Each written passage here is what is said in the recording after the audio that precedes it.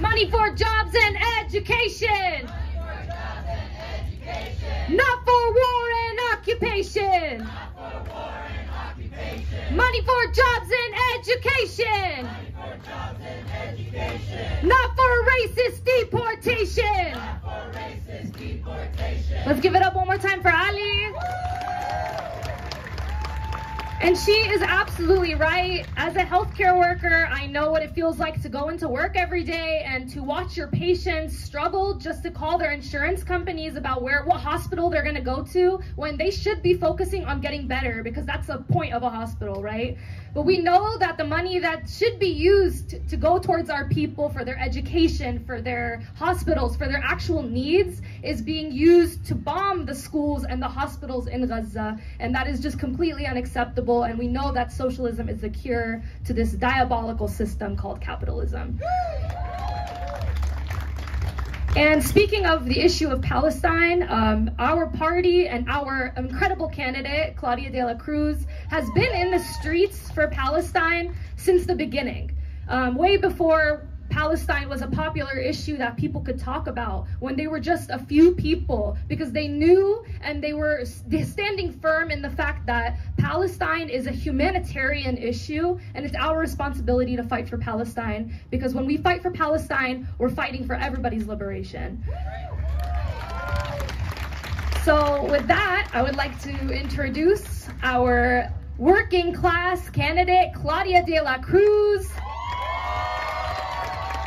Claudia is a working class mother from the Bronx. She's been organizing since she was 13 years old on a myriad of different issues, whether it's Palestine, whether it's immigration rights, whether it's Black liberation, because she knows that these struggles are connected and part of the same system. So let's give it up, a nice warm round of applause for Claudia de la Cruz.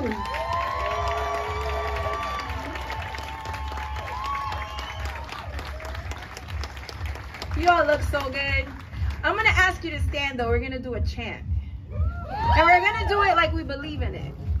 And we're gonna outsound the sound system. Although I love the music out there too. Don't get me wrong. I thought that was the party.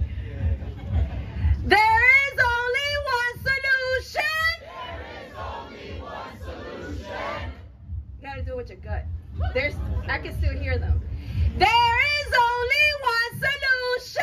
There is only one solution. Intifada revolution. Intifada revolution. Long live the Intifada. Long live the Intifada. Globalize the Intifada. Globalize the Intifada. Globalize the Intifada. Globalize the Intifada. Next time you gotta move your body too. All right, y'all. I am so humbled and happy to be here. I obviously want to thank the Party for Socialism and Liberation, my party, for convening this space. And I definitely want to thank the Peace and Freedom Party. I became the presidential candidate for the party today. And I can honestly say that is my utmost honor to follow in the legacy of the anti-war, Black liberation, feminist, socialist tradition of the Peace and Freedom Party. There's a few words that I have. I mean, I think I'm very excited about this portion of the campaign, which is a portion in which we go into communities and actually get to speak to millions of people. And I'm not saying that lightly. There's been a lot of people across the country that have taken up the task to collect signatures for the campaign. In Georgia alone, there were over 17,000 signatures that were collected by volunteers to get us on the ballot. In Pennsylvania, over 10,000. I mean, and you know how many people you need to talk to get one signature when you're petitioning? It is a numbers game, and a lot of people don't want to engage. And so in order for you to get one signature, you most likely spoke to 20, 30 people. That's what petitioning is. This part of the campaign is a campaign in which we talk to people about the platform. is where we talk to people about the need to end the dictatorship of the billionaires. Is where we actually connect to the real problems of our people and listen and say, it doesn't have to be this way. Because if there's something that capitalism has done very well, is rob us of the hope that anything else is possible. And we're there to tell our people that hope is life defending itself, and it is our duty to maintain hope alive through our work. I'm very grateful for the comrades that came before me and spoke about the larger strategy in which this campaign sits. We are not an every 4-year type of party. And this is what makes me very proud to be part of the Party for Socialism and Liberation, because it's an everyday construction. And the construction that we are proposing is the construction of a socialist society.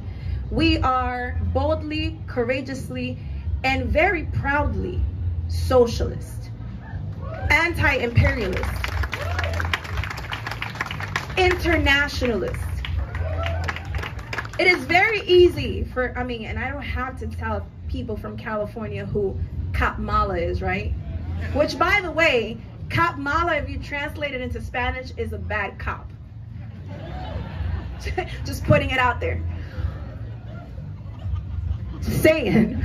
I don't need to tell you who this person is and what she represents. You all know. We're talking about the criminalization of parents. We're talking about the furthering and deepening and significantly contributing to mass incarceration. And we're also talking about her standing side to side with Biden, because it has been the Biden-Harris administration that has conducted this genocide in Gaza. So when this woman stands and talks about what she wants to do, we already know what she has done. We don't need to hear what she will do. There is a proven history of what she is capable of doing.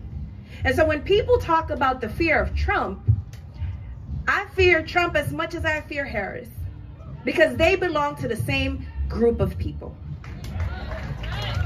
It is two fragments of the ruling class that get to decide every 4 years in which way they will exploit the large majority of us who are the working class. The issue in this country is not an issue of Democrats versus Republican.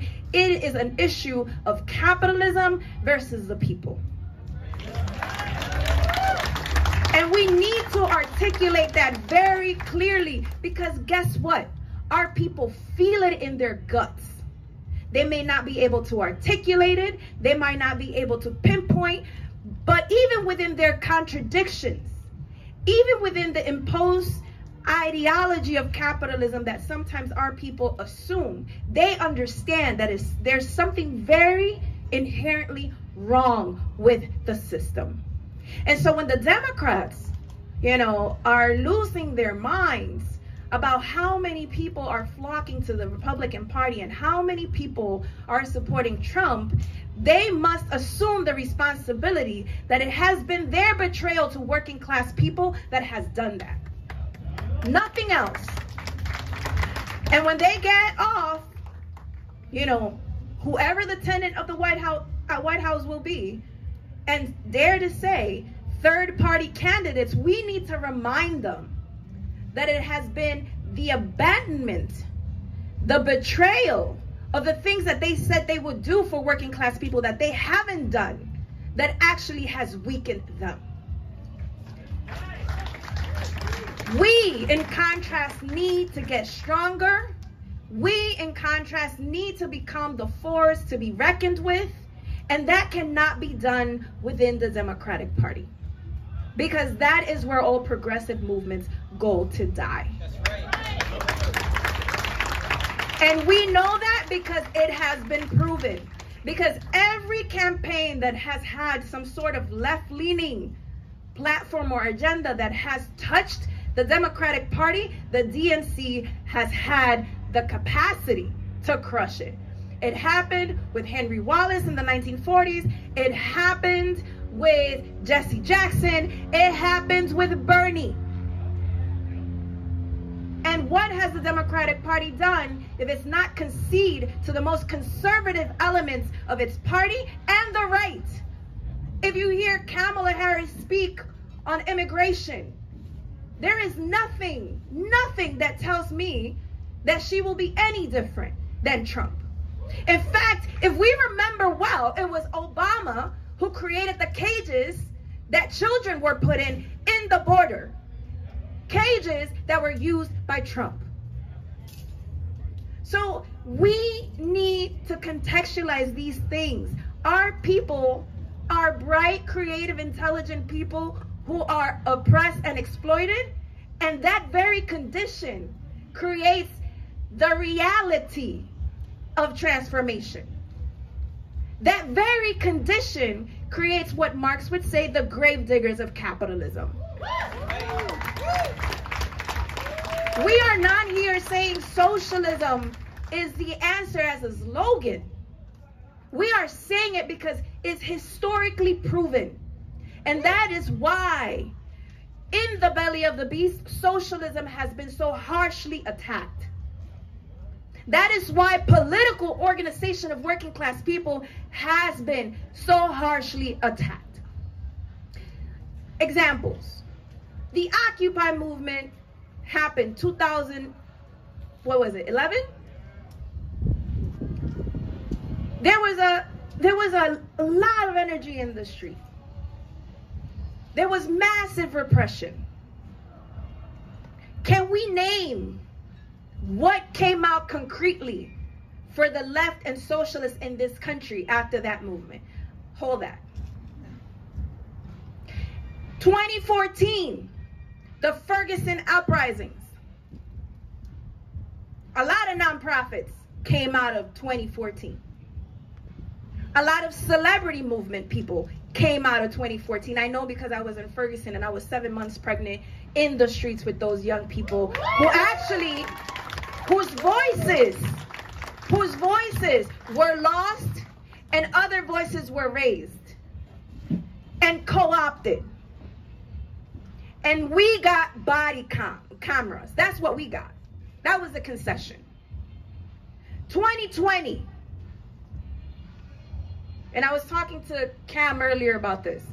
In 2020, massive, historic mobilizations happened in 2020. Young people were out in mass from all racial backgrounds because, yes, the George Floyd rebellions were real, but there was also COVID. There was also the inability to access very basic things. People lost family members based on the neglect of the government. People were fed up, and people hit the streets despite of COVID. You remember what happened in the DNC convention? This is where they said, Bernie, sorry. Once again, we'd rather go right than go left. And they picked Biden. And then it was, we need to form a coalition against fascism. Does that sound familiar? I mean, it should sound familiar because it comes from the same book. It's the same book. If you really want to defeat far-right elements, if you want to defeat Trump, you do not do it with the other side of the coin. You do it with the left. You do it with the strength, with the organized left. Never with elements of the ruling class. And so we cannot be tricked, and we cannot allow our people to be tricked to believe that somehow Kamala Harris or Biden or anyone coming out of the Democratic Party really truly wants to defeat the far right in this country. Because if they wanted to, they could have gone left many times over. They could have not conceded so many times to the right. And so they have proven to us who they are. Malcolm X, and I invoke Malcolm X not as a slogan either. He's an ancestor, but he's also very much an orientation in our politics. He told us long ago, they put you last and you put them first. The ballot or the bullet. Remember that? You put them last. You put them first and they put you last. And they are the same. Clothed in wolf clothing or in fox clothing, but the same essence. And we need to remind our people that, because no one more than our working class people have experienced that level of oppression and exploitation that the capitalist system imposes on us. Our people know. They need to be reminded. And that is why political organization is so important, because political organizations are the historical memory of our movement. And that is why they break up organizations, because they don't want us to have a memory. They dismember us as a class, and they dismember us as human beings. And it is time for us to say, enough is enough. And the longer we wait, the further we are from our liberation. We need to remind our people and maybe ask the question, what has significantly changed for you when you have given the vote to the Democrats? And most likely, they'll say nothing. The same thing with Republicans. What has significantly changed? And they will say nothing, because really nothing changes. And the question is not whether we engaged or not in electoral politics. We should engage in electoral politics. Why shouldn't socialism be on the ballot box? Why shouldn't it be? It should be in the ballot box. And we should fight for that terrain, and we should fight to win it. But we should remind our people that electoral politics is not the instrument to transformation. Struggle is. That we cannot shift or change movement from the streets simply to electoral politics, because we also need to learn from our mistakes. For over 300 days, people have been taking the streets, not only in the United States, but across the globe. And they've been standing against genocide. And something that started as we stand in solidarity with Palestine moved on to we are against genocide. We understand the colonial and imperialist relationship between the United States and the colonial state of Israel. And a lot of these young people have become anti-imperialist. And what usually would have taken decades to do, these young people have moved the forces of history in a matter of 10 months. We cannot give that strength to any of these two parties. We cannot. This is a force to build our working class instrument from, not theirs. Because we've saved them way too many times. And I'll ask you, how many times have they ever stepped up for us? Never. And so we need to build our own instruments, our independent movement of working class people. And there is no better time than now. Because every time is going to be crucial. And the stakes are going to keep getting higher. But guess what? They get higher for us, because regardless of the Democrats or the Republicans winning, they're going to be just fine. They're going to be just fine. What shifts is our consent, whether we will continue to consent of our exploitation. And if we decide that that's not what's going to happen, the tides will shift. And they will shift in our favor. Some people have asked, why socialism? Why not you know, say this or do that. Or people have even suggested, like, why not run in the Democratic Party? But I already told you what happens within the Democratic Party. Why socialism? Socialism has a history in the United States. And we also need to remind our people. Anti-imperialism has a history in this country. These are not foreign ideas. There was a presidential run in 1920 that got 1 million votes out of prison. Eugene Debs. In prison. And he was in prison because he was against the war. It is always the same story with the rulers of this country.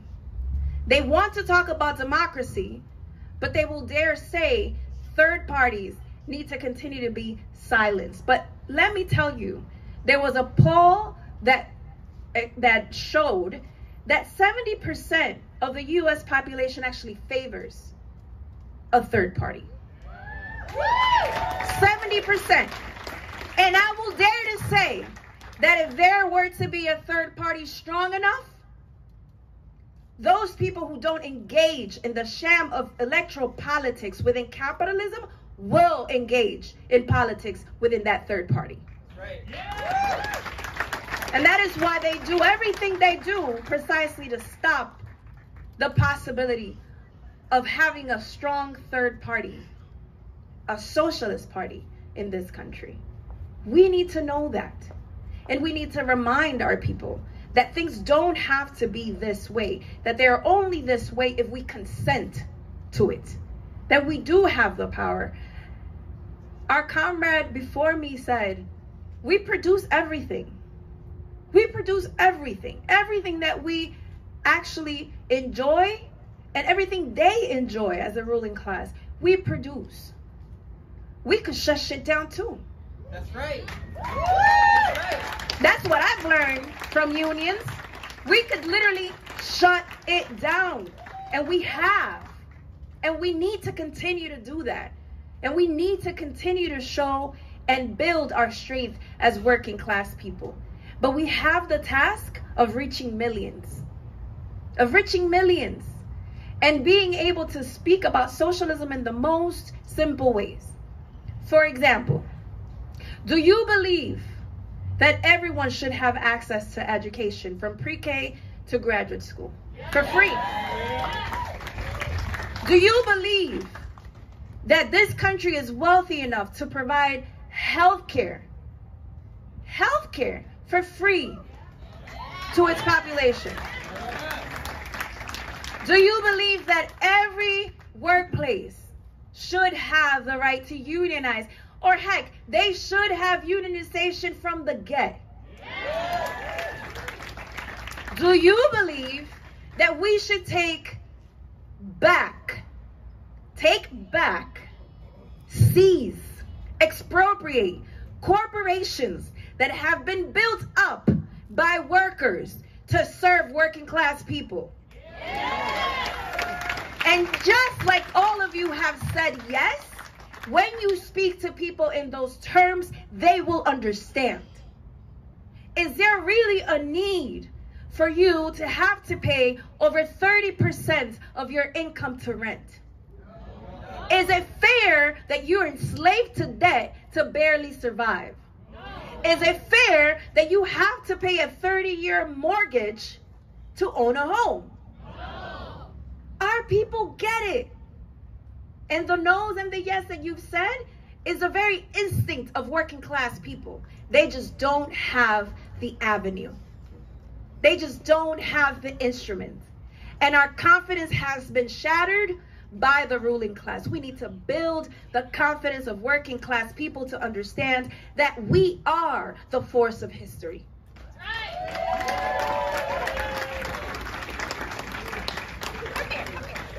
This is Emmy. Say hi, Emmy. Dile hola. Hola. Hola. She's one of the youngest members of the Party for Socialism and Liberation.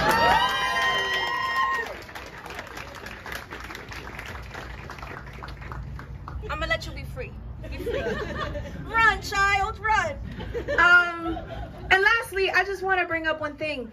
that I think is important for those of us who have been engaged in the solidarity movement with Palestine, those of us who have been protesting and marching. We need to make connections. I said a lot of young people have come to the conclusion that our task, our historical task within the belly of the beast is to be anti-imperialist. Because what we do here has repercussions around the globe.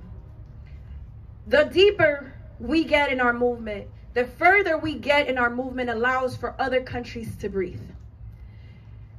Israel wouldn't be able to do what it does to the Palestinian people, what it has been doing to the Palestinian people for over 76 years. They wouldn't be able to do that without the U.S. So that genocide is not simply a Netanyahu created genocide. It's a U.S.-made genocide.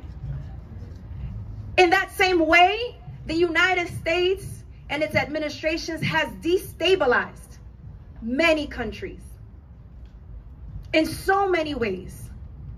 War has been waged in so many different forms. Venezuela right now just experienced the possibility of a coup backed by the United States, because the United States has financed a violent opposition. We cannot be anti-imperialist halfway.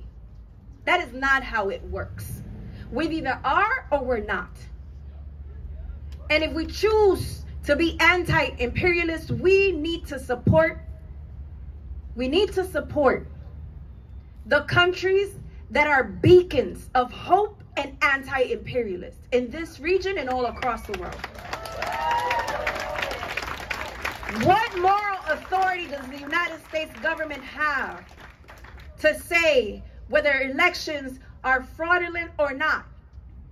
The process of elections in this country cannot be more fraudulent.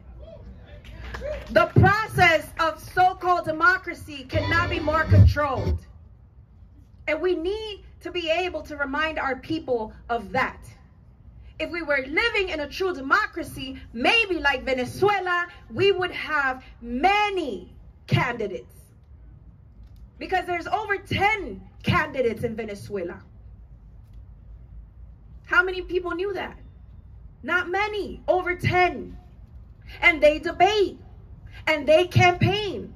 And it's not a matter of dumping corporate money into elections or having PACs. But that is what the U.S. government does, and that is political violence. We live in a country that inherently moves, uplifts, and pushes for political violence. And we need to be clear about that, and we need to be clear with our people as well. Do we need to agree with everything? We don't, because ultimately, we don't live in Venezuela. The Bolivarian Revolution is of the Bolivarian Revolution and its people. And what we need to do is respect it. That's right. Just like we need to respect Cuba, just like we need to respect Mexico and its process, just like we need to respect any other sovereign country. And we do that in the same vein that we say that Palestine needs to be free, totally liberated from colonial rule, and out of the grip of U.S. imperialism. Because that is what it means to be anti-imperialist. So comrades, we have a whole task ahead of us, which is making socialism make sense. And it's not a difficult task, because we are working class people too. Because we know what the questions are, because we know what the concerns are, because we know what the issues are, and we know the crimes of the capitalist system. We need a new system, we need a new society, and we need it urgently. And I'm so glad that I get to build and be part of constructing socialism in this country with all of you. Thank you.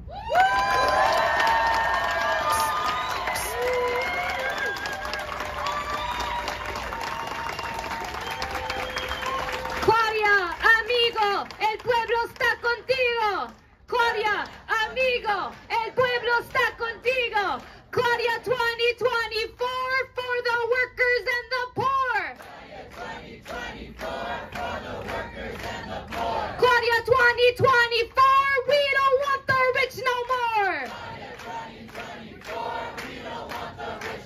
Let's give it up one more time for Claudia de la Cruz. Are you guys ready to fight for socialism? Are you ready to be the grave diggers of capitalism? All right, well, we got shovels in the back left corner. No, but on a serious note, it takes every single one of us to make this movement possible.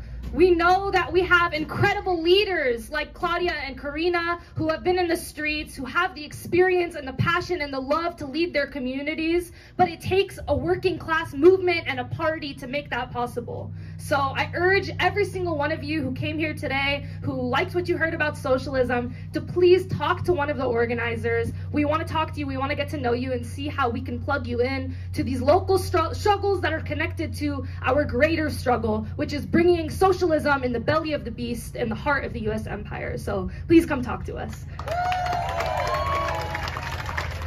I also want to mention that our campaign does not take corporate money. We are not bought out by lobbyists who are going to sell us out and, ultimately just give away our class interests for the working class. So we are completely people funded. So if you guys could please make a donation today, buy a drink or buy an incredible merch item over there. All of that money is going to go towards building our campaign so that we can reach people all over the country, whether it's the Deep South or it's New York or it's all over Los Angeles. We want people to know about our campaign and to know that there is an alternative to capitalism, and that is socialism. So thank you guys so much for being here today. Claudia 2024. For the workers and the poor. Claudia 2024. We don't want the rich no more. From LA to Palestine. Imperialism is a crime. From LA to Palestine. Imperialism is a crime. Give it up for yourselves. Thank you so much for being here. Have a great rest of your night. Get home safe, and we love to talk to you guys after the program. See dead people.